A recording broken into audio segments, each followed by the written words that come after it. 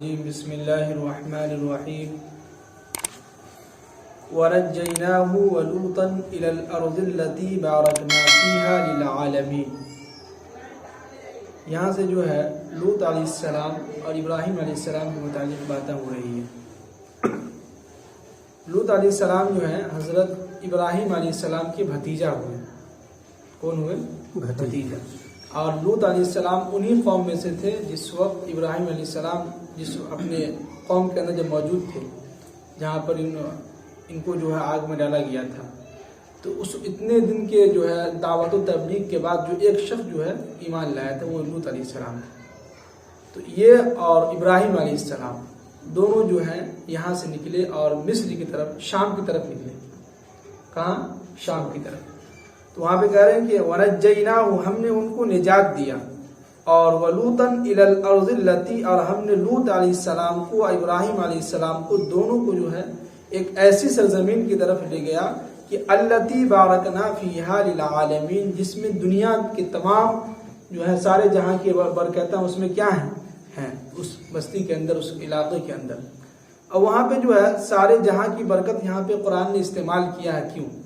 اس لیے کہ جو ہے جتنے بھی نبی آئے، اکثر و بیشتر نبی جو ہیں سب کے سب شام میں ہی، شام فلسطین کے اندر ہی نبی آئے، اور نبیوں کا وہاں پہ سمجھے گڑھ ہے۔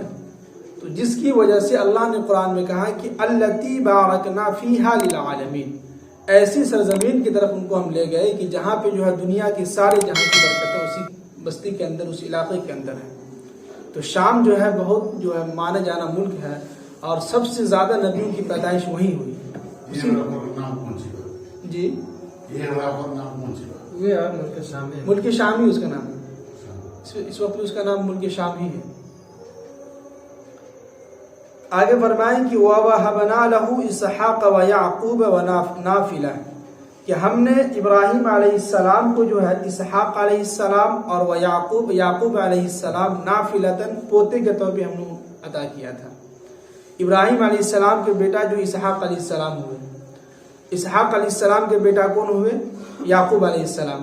تو اس حساب سے جو ہے یعقوب علیہ السلام کون ہوئے؟ ابراہیم علیہ السلام کے پوتا ہوئے۔ تو نافلتاً کے معنی یہاں پہ آیا کہ ہم نے ان کو ایک الگ سے گفٹ دیا۔ ابراہیم علیہ السلام نے صرف ایک ہی بیٹا کی خواہش کی تھی کہ اللہ ہم کو جو ایک نیک صالح بیٹا عطا کیجیے، تو اللہ نے جو ہے ان کی دعاؤں کو قبول کرتے ہوئے ایک کے ساتھ ایک فری دے دیے۔ کیا کر دیے؟ ایک کے ساتھ ایک فری۔ تو اس لیے کہا تھا کہ باپ بھی نبی، بیٹا بھی نبی، اور پوتا بھی نبی۔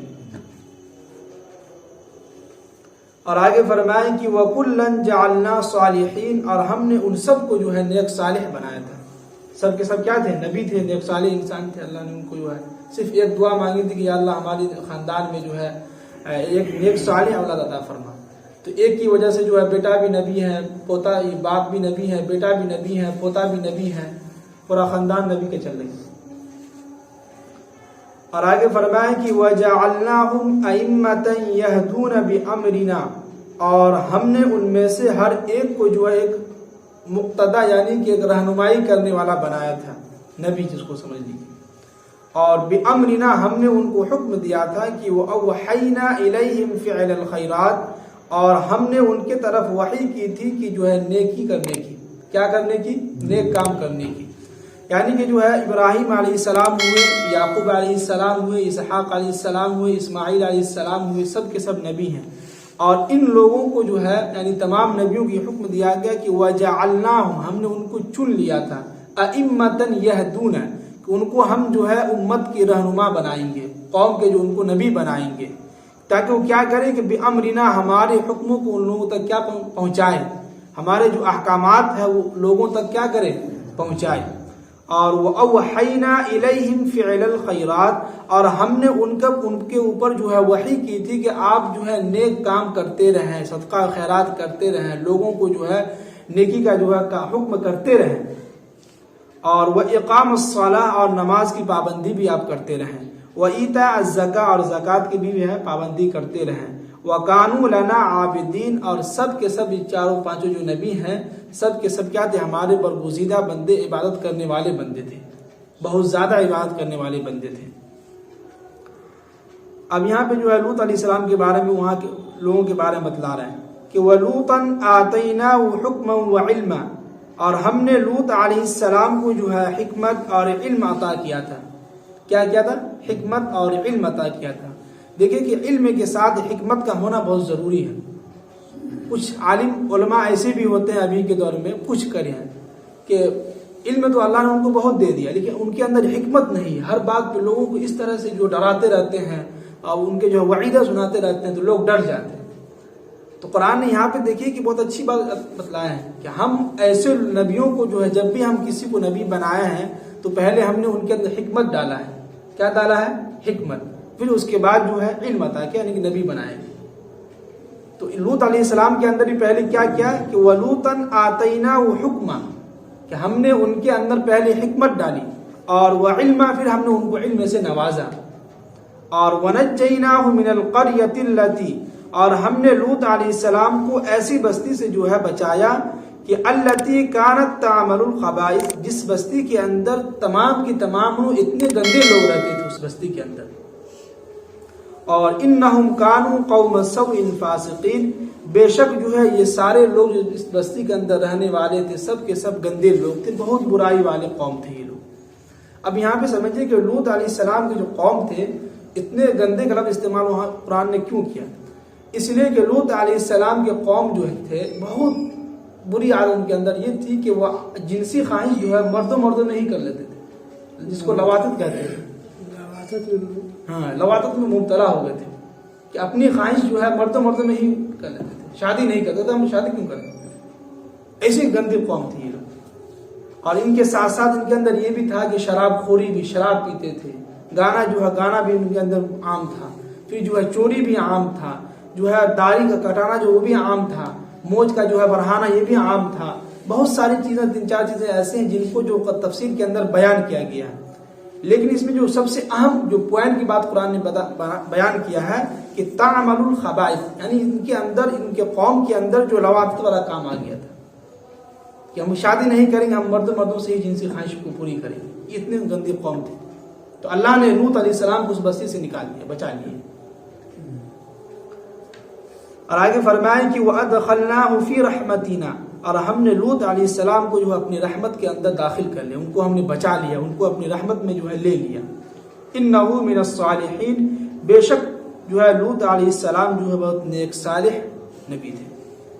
آگے فرمائیں کہ وَنُوحًا إِذْ نَادَى مِن قَبْلُ، اور جب نوح علیہ السلام نے جو ہے ہم سے جو ہے پکارا، یعنی ہمارے سامنے فریاد رکھا، من قبل، اس سے پہلے کہ فاستجبنا له، تو ہم نے ان کی دعاؤں کو قبول کر لیا.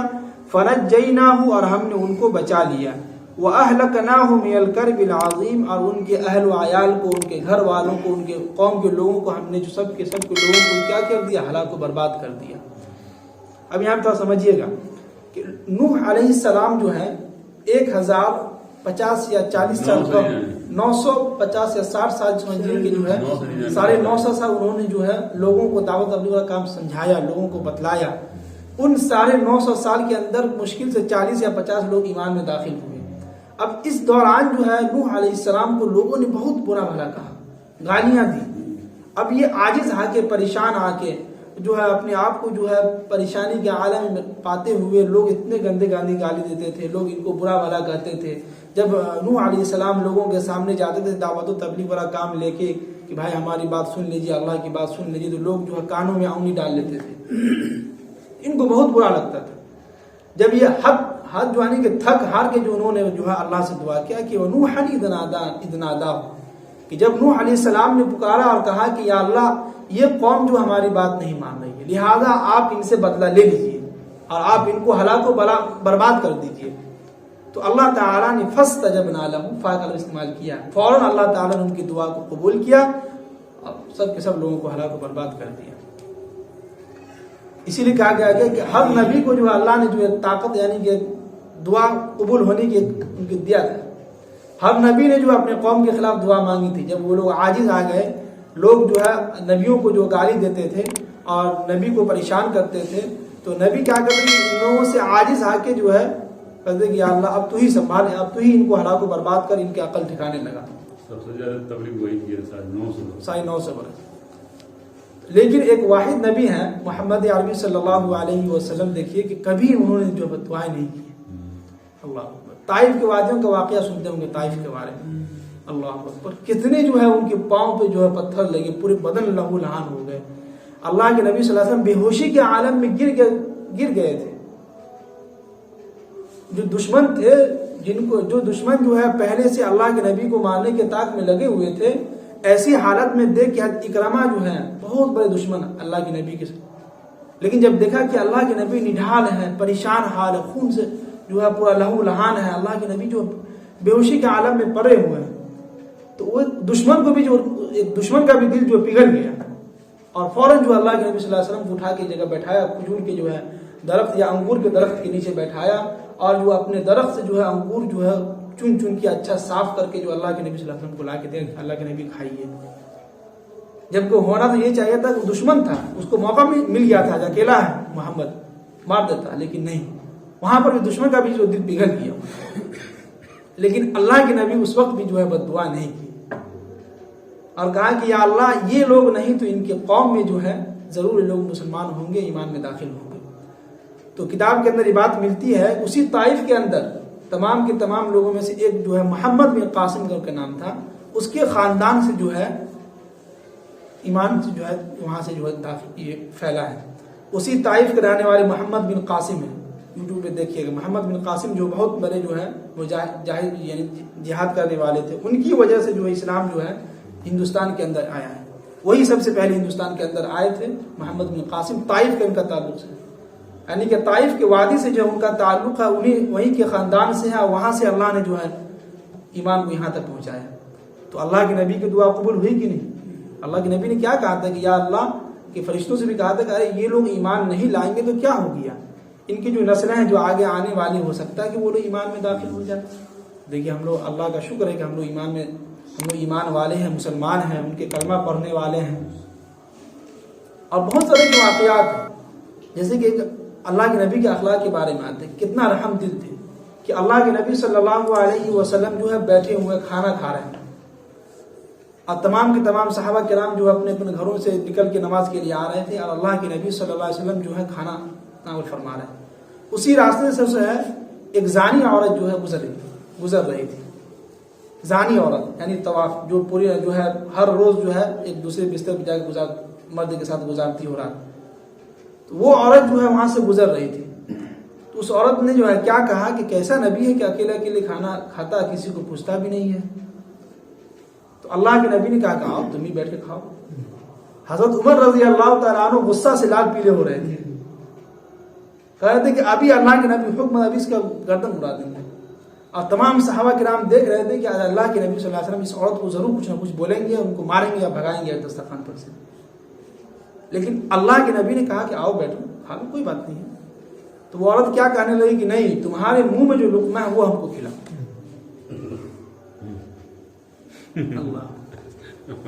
اللہ کے نبی یہاں پر بھی غصہ نہیں ہوئے، کہا کہ ٹھیک ہے نکال کے دیتے. اللہ کے نبی نے اپنے منہ سے لقمہ نکال کے اس کے منہ میں ڈالا. اب ظاہر سی بات اللہ کے نبی کا لقمہ کسی کے منہ میں جائے تو ایمان میں داخل نہیں ہوگا. فوراً وہ عورت جو ہے ایمان لے آئی. یہ اخلاق تھے اللہ کے نبی، اتنے رحم دل تھے. آج ہمارے دسترخوان پہ کوئی اگر ایرو گیرو یا مانگنے والا آ کے بیٹھ جائے تو نہ جانے قیامت آ جاتی ہے. دروازہ تک اس کو تو دوڑا کے مارتے ہیں. ایک بات کر رہے ہیں اکثر ایک بات کر رہے ہیں، جیسے کہ ابھی کے دور میں جو ہے کچھ لوگوں کی عادت بن گئی ہے کہ بھائی ہمارے دسترخوان پر تم کیسے بیٹھ گئے. ایک ہوتا ہے نا کہ بھائی ہمارے دسترخوان پہ کیسے تم بیٹھ گئے، کہاں سے تمہارا کپڑا صحیح نہیں ہے، تم گندے ہو، تم جو ہے تمہارا تعلق جو ہے کسی اور طریقے سے ہے. تو یہاں پہ ایک اللہ کے نبی کے اخلاق بتانے کا مطلب یہ ہے کہ کچھ لوگ ابھی بھی ہیں، ایسی بات نہیں ہے. جیسے کہ ابراہیم علیہ السلام ہے، کبھی جو ہے بغیر مہمان کے جو اپنے دسترخوان پہ جو کھانا نہیں کھاتے تھے، کبھی بھی نہیں کھاتے. تو ہیں ایسے کچھ لوگ ہیں. تو کہنے کا مقصد یہ ہے کہ دیکھیے کہ اللہ کے نبی صلی اللہ علیہ وسلم واحد نبی ہیں جنہوں نے کبھی اپنی قوم کے لیے، اپنے لوگوں کے لیے کبھی بد دعا کر کے نہیں گئے. ہمیشہ اپنی امت کے لیے، اپنی قوم کے لیے دعا کر کے کرتے تھے اور دعا کرتے گئے. تو ہمیں بھی اپنے اندر کیا کرنا ہے کہ دلوں کو جو ہے نرم کرنا ہے، اپنے اندر جو ہے رحم پیدا کرنا ہے، زبان پہ جو ہے مٹھاس پیدا کرنا ہے، اپنے دلوں کو جو ہے صاف ستھرا رکھنا ہے. شعبان کا مہینہ چل رہا ہے سمجھیے، اور سمجھیے کہ 2 ہفتے کے بعد جو رمضان کا مہینہ بھی آ رہا ہے، بہت ہی مقدس بابرکت مہینہ آ رہا ہے. تو اللہ کے نبی صلی اللہ علیہ وسلم جو اسی مہینے سے جو تیاری کرتے تھے رمضان کی، تو ہم لوگ بھی تیاری کریں، اپنے دلوں کو صاف رکھیں، اپنے دلوں کو جو ہے پاک صاف رکھیں، اپنی زبان کو جو ہے مٹھاس پلائیں، لوگوں کو معاف کرنا سیکھیں. اللہ تعالی ہم سب کو عمل کی توفیق نصیب فرمائے. سبحان اللہ بحمدہ.